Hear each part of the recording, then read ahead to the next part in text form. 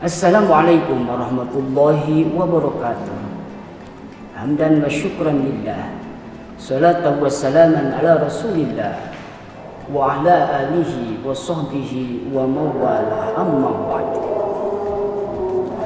Para pemirsa, saudara-saudara kaum muslimin wal muslimat dimanapun berada, sampai saat ini di seluruh pelosok negeri lagi diberlakukannya PSBB, pembatasan sosial berskala besar-besaran. Termasuk di kota Tasikmalaya ini sudah berjalan 2 hari. Sebagai warga yang taat kepada ulil amri, sebagai warga yang patuh kepada pemerintahnya, kita harus meyakini dan berbaik sangka kepada pemerintah. Apa yang dilakukan adalah salah satu syariat untuk kebaikan dan keselamatan kita semua.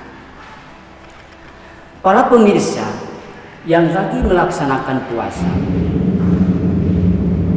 di kesempatan sore menjelang takjil ini, saya akan mengajak kepada para pemirsa semua untuk melakukan sebuah bisnis yang kalau dijalankan bisnis ini, insya Allah akan menyelamatkan kita di dunia sampai akhirat kelak. Para pemirsa, kalau kita mau melakukan bisnis, apakah itu warung-warungan atau bisnis online lainnya, minimal yang harus kita lakukan adalah mengumpulkan modal. Dan modal itu tidak sedikit, minimal 3 JT, maksimal 3M. Tapi dengan bisnis yang saya tawarkan ini, Anda cuma bermodalkan 3I: iman, Islam, dan ihsan. Tentu saudara-saudara bertanya-tanya besar, apakah bisnis yang saya lakukan dan saya tawarkan kepada saudara-saudara? Bisnis yang saya tawarkan adalah bisnis PSBB. Perbanyak sholat, baca Quran, dan berinfak. Itulah yang cocok kita lakukan di saat-saat semacam ini. Allah Subhanahu wa ta'ala berfirman dalam Quran surat Fatir dari ayat 29 sampai 30. A'udzu billahi minasyaitonir rajim. Bismillahirrahmanirrahim.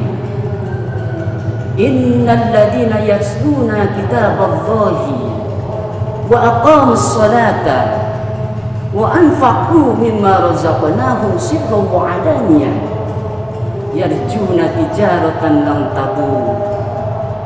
Shadaqallahul adzim. Al-ayat.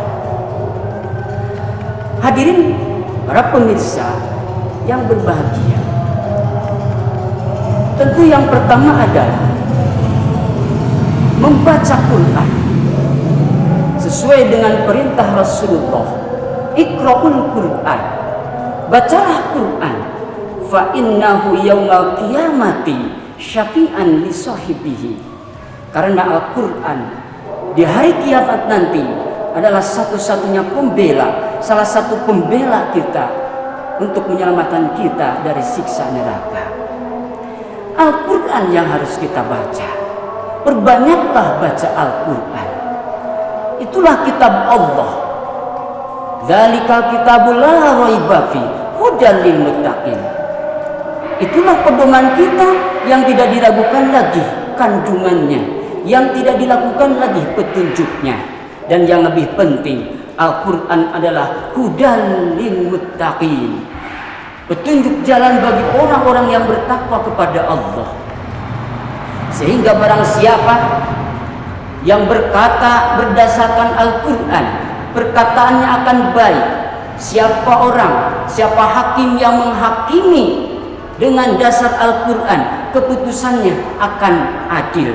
Dan siapa saja yang berakhlak berdasarkan Al-Quran, akhlaknya pun akan berakhlak Qur'ani. Quranlah pedoman kita. Quran mengatur bagaimana kita berhubungan dengan manusia, bagaimana kita berhubungan dengan Allah. Semuanya sudah diatur. Hadirin, para pemirsa yang bahagia. Yang kedua adalah aqamus shalah. Dirikanlah salat. Salat yang artinya adalah ibaratun an aqwalin wa af'alin muftatahatun bitakbir wa muhtatamatun bitaslim bisurutin makhsusatin. Suatu bacaan, suatu gerakan yang diawali dengan takbiratul ihram dan diakhiri dengan salam dengan syarat-syarat yang telah ditentukan. Itulah salat. Dalam ayat lain, salat bukan saja dilakukan, bukan saja dilaksanakan, tapi harus didirikan dalam kehidupan sehari-hari. Innas sholata tanha 'anil fahsya'i wal munkar. Sesungguhnya salat akan mencegah kita dari segala kemungkaran. Coba kita renungkan. Dengan kata Allahu Akbar saja, kesombongan kita, jabatan kita, kekayaan kita yang begitu banyak tidak ada artinya. Allah yang maha besar, Allah yang maha agung, apa yang kita miliki cuma titipan dari Allah Subhanahu wa ta'ala. Diakhiri dengan salam. Dengan sholat itu dianjurkan kita saling mendoakan keselamatan. Assalamualaikum, waalaikumsalam warahmatullah. Tentu banyak hal yang dapat diambil dari nilai-nilai yang terkandung dalam sholat. Dengan tasbih mensucikan Allah. Feedbacknya kita merasa kotor, makhluk yang merasa hina di hadapan Allah. Para pemirsa yang saya hormati, bisnis yang ketiga adalah kita infakkan, kita sedekahkan. Kata Allah, mimma razaqnahum, apa-apa yang telah kami berikan kepada mereka, apa-apa yang telah berikan Allah kepada kita infakkan. Kita memiliki ilmu, berinfaklah, bersedekahlah dengan ilmu. Kita memiliki tenaga, kekuatan, berinfaklah, bersedekahlah dengan tenaga. Kita punya harta, begitulah dengan harta kita infakkan kepada mereka yang memang sangat-sangat membutuhkannya melalui zakat, melalui sedekah. Itu adalah jalan-jalan untuk menginfakkan apa-apa yang telah Allah berikan kepada kita. Baik secara sirran wa alaniyatan, baik secara diam-diam ataupun secara terang-terangan. 6 yang saya anjurkan, lakukanlah bersedekah dengan secara diam-diam, karena takut, ditakutkan penyakit riya, ujub, sum'ah, takabur di situ akan menusuk, akan merasuki infak sedekah kita. Para pemirsa yang dirahmati Allah, tentunya dengan modal tadi, ketiga unsur bisnis tadi, membaca Quran, perbanyak baca Quran, dirikan sholat, berinfaklah dengan apa yang kita terima dari Allah. Tentunya harus berdasarkan, bermodalkan keimanan, keislaman, dan keihsanan. Dengan keimanan, kita yakinkan dalam jiwa kita, la matluba illallah, la maqsuda illallah. Apa yang telah kita baca Quran, apa yang sholat yang telah kita lakukan, fardunya, sunatnya, apa yang telah kita infakkan, baik harta, tenaga, itu adalah semata-mata perintah Allah, la maqsuda illallah. Dan ujung-ujungnya kita akan meraih dan mencari mardotillah, ridho Allah.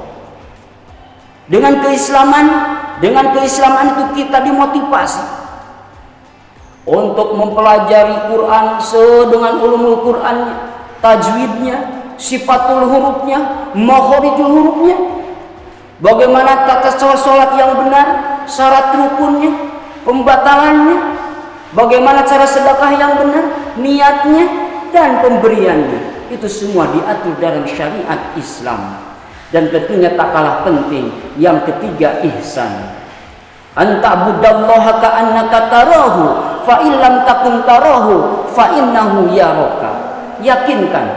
Yakinkan dalam diri kita selama kita membaca Quran, sholat siang, sholat malam, apapun infak yang kita berikan, dalam hati tanamkan kita diperhatikan oleh Allah, kita lagi berhadapan dengan Allah. Dan kalau kita tidak bisa melihatnya, yakinkan Allah senantiasa melihat kita dimanapun kita berada, apapun yang kita lakukan.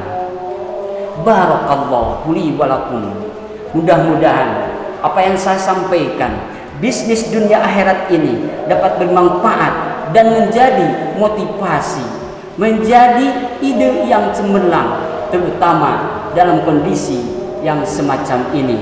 Mudah-mudahan puasa kita, tadarus kita, sholat kita, infak sedekah kita diterima oleh Allah dan mendapat balasan darinya yang berlipat ganda. Wal afu minkum, hadanallahu wa iyyakum ajma'in. Assalamualaikum warahmatullahi wabarakatuh.